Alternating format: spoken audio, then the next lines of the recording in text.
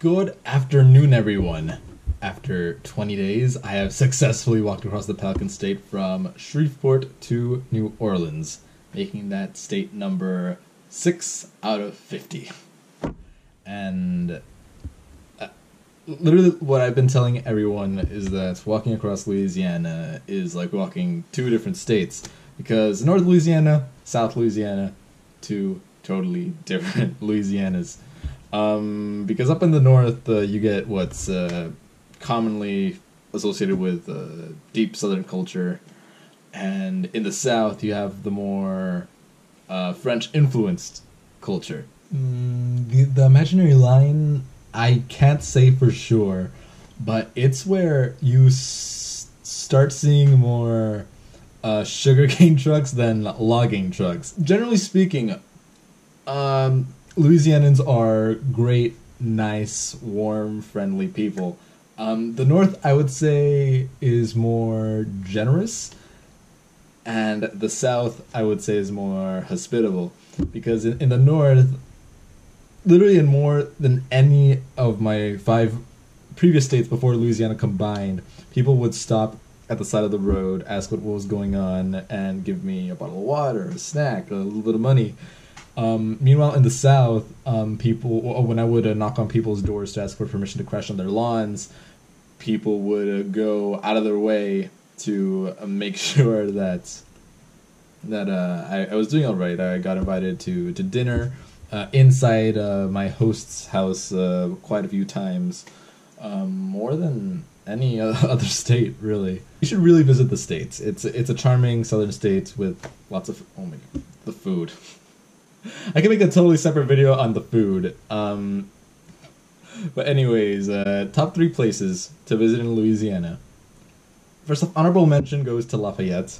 It has a very spunky-looking downtown, and I will go as far as to say that the Cathedral of, correct me if I'm wrong, John the Evangelist, it is the prettiest building of the entire state. Number 3 goes to Natchitoches. It's not pronounced Natchitoches, it's Natchitoches. It's a small, charming town. It really reminds me of Fredericksburg, Texas, from my home state. But Fredericksburg has a lot of German influence. But Natchitoches is like Fredericksburg, but instead it has French influence. It has all the French architecture. The roads are made with bricks. You could have a Natchitoches meat pie, which I argue is a Louisianan empanada. Seriously, it's exactly what it is. It's a Latin American empanada, but made in the style of Louisiana. Number 2 would go to Breaux Bridge. Also, small, charming town, and I didn't really get to see a lot of it, but it really gave me the desire to go again, but in crawfish season. Breaux Bridge is the crawfish capital of the world, and what a lot of people told me before and after the trip, or during the trip, excuse me, was that, Gilbert, you should have come here, but during crawfish season. And I'm sure that the Crawfish Festival takes place in crawfish season, and I should have visited Breaux Bridge, the crawfish capital, during their crawfish festival. And number 1, no contest, New Orleans. New Orleans, I would say, is a dream. As you'll see him in one of the other videos, Glenn. It is, as Glenn describes, the closest thing you could get in the United States to classic France. The buildings are beautiful. The colors of the buildings, any color you can imagine. You will find it in New Orleans. The nightlife is there. There's plenty of things for any interest. I stayed there for 2.5 days, and that's nothing. That's barely scratching the surface. So it really gave me that desire to go again. Maybe on the same trip with that I might touch on with Breaux Bridge again in the future. Who knows? So like I say with every state, the real hidden gem of Louisiana are the people that live there. So I could write an entire book on the conversations and interactions of the locals that I encountered along the way. And I often like to stress the positive. But every now and then there's something not so positive, but still very interesting with lots to learn about. So I'm going to mention a few, the quick spark notes, the TLDRs of some of the more memorable encounters that I've had in Louisiana. Starting with, in Elm Grove, I knocked on the door of a post office to see if I could use their restroom. The postman invited me inside, and they made me lunch. I was there for over 2 hours, just shooting the breeze and having a great time with them. Then, just north of Cushetta, I entered a Mexican restaurant once it got dark to ask around, trying to find a place to sleep. This 30-year-old or so guy invites me over to his table because he saw me, recognized me from earlier. He buys me dinner, he buys me a drink, he's with his wife. Then they invite me to sleep on their couch, which is perfect, just what I wanted. But then they start fighting, and they're just behaving like real scumbags. And they were wasted. I offered to drive them home. They laughed in my face. They said, "No, I'm a great drunken driver, dumbass." And then in the midst of their fighting, they took it outside. They left. So I asked the Mexican restaurant if I could possibly sleep in the back of their property, and they were so kind enough to allow me. So on that night, I got free drink, free dinner, free donations because a couple of people felt sorry for what they saw. They saw the whole show. Free place to sleep, and a free freak show. Later that week, it was a Sunday, and a woman stopped on the side of the road to invite me to her church. Now, she was a white woman, but the church she was talking about was a black majority church. And literally, she and I were the only non-black people. And it was definitely an interesting experience because in my hometown, there's not really a significant percentage of black people, let alone black churches. The energy around a black church is so contagious, it makes you feel so great. Also, the priest noticed, or not the priest, the pastor noticed me putting a little donation in the box. Then he asked the woman who invited me, her name's Lisa. She said, "Hey, Lisa, would you introduce our new friend?" And so she did. Then she handed the mic to me. I said what I was doing, and I handed the mic back to the pastor. And he said, "Hey, I want you all to notice something. This young man, it touched my heart when he opened his wallet and put a little something. He needs the money more than we do. This is a mother's son. So we're going to pass the bucket around again." And oh my, it just really goes to show that people out there, that they really want to help others. It really restores faith in humanity, and it's just a first-hand example of generosity. I really appreciated that gesture, and if I'm ever in Louisiana again, I will definitely stop by. This was in the town of Natchez. Then in Alexandria, Louisiana, I was just once I got in the city limits, I was just casually walking along the highway. Then out of nowhere, this guy comes out of the woods 50 meters behind me and starts yelling, "Ah! Ah! Call an ambulance! Call an ambulance! Ah!" And it didn't look quite right, so I just had to keep on going. And then I see a family on the other side of the road, so I cross over because I'd rather be with people, right? I don't want to be by myself being followed by this crazy person. So I cross over and I say, "Hey, is he gonna be all right?" And he crosses the highway. He's like, "Ah, call an ambulance! There's bugs inside of me!" So sadly, the guy was on some sort of drug.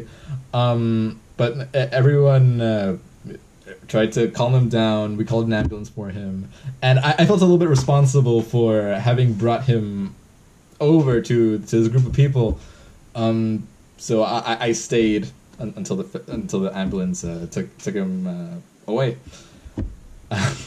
Next, I gotta mention the landscaper who tipped me to the news. Yes, I made the news again. So I was in a subway in New Iberia, was it? Yeah, New Iberia. And and people noticed the backpack. People started conversations with me. I answered the frequently asked questions, and this guy was the most curious of all. Turns out he is a landscaper who is an enthusiast of long distance walking, especially people who did that in the 18th and 19th century before the invention of the automobile. And he told me that whenever people did this back in the day, it was seen as an act of heroism. So he felt it appropriate to give me my rightful place in the newspaper, going to him, and yeah, I appreciated it. Easily the most hospitable family that ever took me in was a Cajun family in Jeanerette. They were so great. They allowed me to come inside, to eat some dinner, to watch some TV with them. The grandmother, she is the biggest WWE fan that I have ever met. I was never really a big fan of pro wrestling, but the excitement that was going on in the room, it makes you want to appreciate what you're seeing. In the days between New Iberia and New Orleans, the landscaper that I was talking about, he made sure to call me every day, just to know where I was going, what I was doing, what I was thinking, just stuff like that. He wanted to know what was up, because he really liked what I was doing. And his parents, as it turns out, they live in New Orleans. And he called them up to see if they could possibly take me out to lunch. And so they did. But not only that, but his parents, which they also will come out in a video, they also took me to the Audubon Zoo in New Orleans. I felt as if I were their grandchild. It was as if they knew me for years, even though I met them on that day. And that was the same pattern that I noticed in a lot of these encounters in Louisiana more than any other states. Because in the other states, yes, people were equally as friendly. But in Louisiana especially, it's like you knew these people for years. That's Southern hospitality for you. Now, before I end the video, I'm going to say something that is very important about Louisiana. Of all the big adventures that I've ever done, I received the most criticism before flying to Shreveport, before walking across Louisiana. Depending on who told me, it was either watch out for racist, trigger-happy rednecks, watch out for black people, watch out for snakes and crocodiles, which are more reasonable than the other two, and perhaps the one that was actually a fact, watch out for mosquitoes, you're gonna get bitten alive. And yes, I did.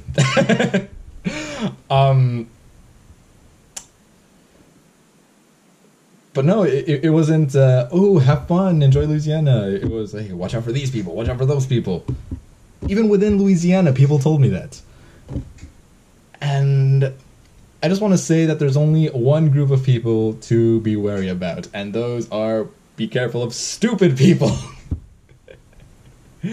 I'm talking about people like the married couple who were fighting, and the druggie, which scared me. But it was just those three people out of the hundreds of interactions that I had within those 20 days. Small, tiny percentage. Everyone else was really friendly, really warm, very hospitable. And it just goes to show that we should not let stereotypes we should not let stereotypes hold us back from our adventures. We should see the people for ourselves, make our own judgments, and enjoy the places and the people for what they really are. And with that, I say Louisiana has been the most generous, most warm state that I have walked across so far, and I really want to visit it again, like I said, for the Breaux Bridge Crawfish Festival, and New Orleans, for sure. And maybe a pit stop in Natchitoches, too. And Lafayette. Oh, there's so many. Ah, I want to go back.